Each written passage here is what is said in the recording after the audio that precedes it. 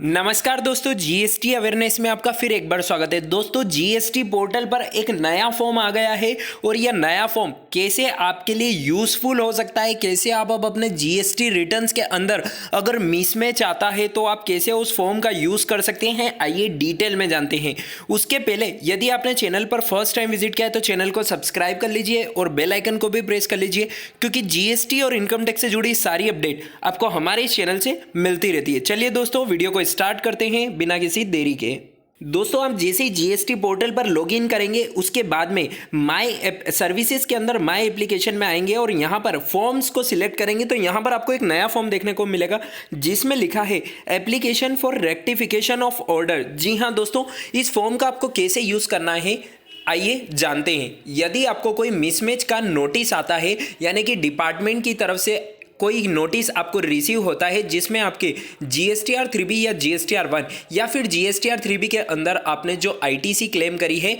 वो आपके GSTR 2A से मैच नहीं हो रही है या फिर आपके जीएसटीआर 2B से मैच नहीं हो रही है, तो उसी को लेकर अगर आपको कोई नोटिस आया है लेकिन वो नोटिस एज पर लॉ के हिसाब से नहीं है, यानी कि आपने कोई डिफॉल्टर यहाँ पर नहीं है, आप कोई गलती आपने नहीं करी है, तो आपको पहले क्या करना होता था, आपको अपील करनी होती थी, जो कि एक ऑफलाइन प्रक्रिया थी और टाइम कंज्यूमिंग भी बहुत ज़्यादा थी। तो उसी के लिए यहाँ पर जीएसटी पोर्टल पर एक ऑनलाइन फैसिलिटी प्रोवाइड करी गई है जिसका नाम है application for rectification of order. जी हाँ दोस्तों, इस फॉर्म का यूज़ करके आप रेक्टिफिकेशन के रिक्वेस्ट डाल सकते हैं और इसी फॉर्म को यूज़ करके आपका जो मिसमैच का नोटिस आया है आपको या फिर आईटीसी से रिलेटेड कोई नोटिस आया तो उसका रिप्लाई भी आप यहीं पर कर सकते हैं कि आपको जो नोटिस रिसीव हुआ है वो नोटिस सही नहीं है, एज पर लॉ के हिसाब से नहीं है।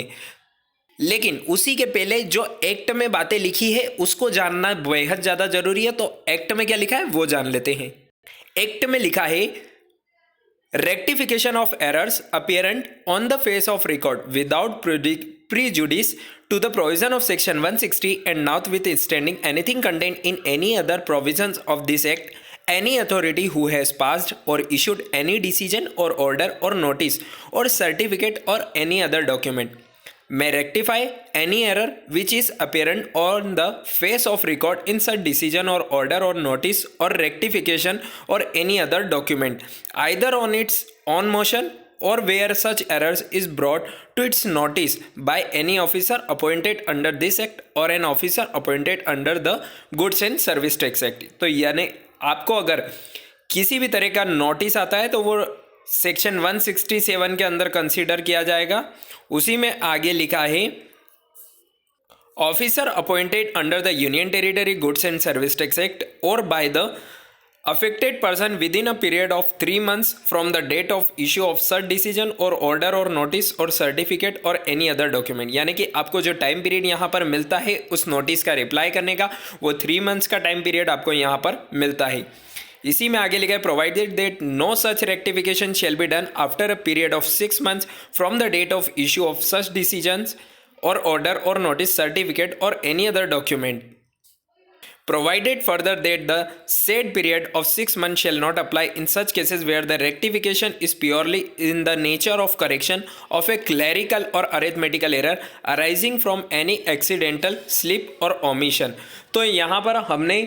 सेक्शन 167 के अंदर जो रेक्टिफिकेशन ऑफ एरर्स और apparent on the face of record की बात करी गई है, तो इसी को लेकर यहाँ पर जीएसटी पोर्टल पर कल ही यहाँ पर यह फॉर्म यहाँ पर अवेलेबल हो गया है सभी टैक्स पेयर के लिए, जो कि यहाँ पर application of rectification of order का है। लेकिन आपको इसे यूज़ कैसे करना है आइए उसे भी जान लेते हैं। आपको वहाँ पर उस फॉर्म को सिलेक्ट करना है और उस पीरियड को सिलेक्ट करना है। उसके बाद में आपको ओरिजिनल ऑर्डर नंबर यहाँ पर डालना है। जी हाँ दोस्तों, ओरिजिनल ऑर्डर नंबर डालने के बाद में आपको ओरिजिनल ऑर्डर इशू डेट, यानी कि वो ऑर्डर किस तारीख को इशू हुआ है वो डालना है,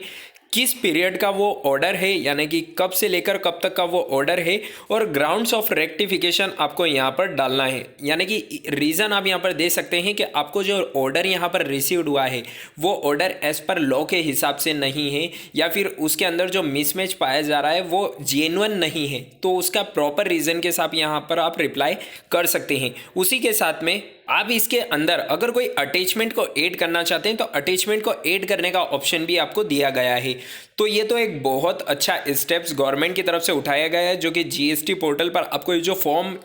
प्रोवाइड किया गया है, जिसके कारण यहाँ पर जो डिपार्टमेंट की मनमानी चलती है वो भी यहाँ पर आपको थोड़ी बहुत कम होती हुई दिखाई देगी, क्योंकि अब आपको यहाँ पर ऑनलाइन ही आप अपना रिप्लाई सबमिट कर सकते हैं यदि आप उस ऑर्डर के अगेंस्ट जाना चाहते हैं, यानी कि वो जो ऑर्डर निकाला गया है वो आपके लिए जेन्युइन ऑर्डर नहीं है। तो उसी से रिलेटेड ये अपडेट है। चलिए दोस्तों, उम्मीद है आपको ये वीडियो और ये अपडेट पसंद आई होगी। अगर आपको ये अपडेट पसंद आई है तो इसे लाइक और शेयर करना बिल्कुल ना भूलें। मिलते हैं नेक्स्ट वीडियो में, तब तक के लिए स्टे कनेक्टेड, स्टे अपडेटेड।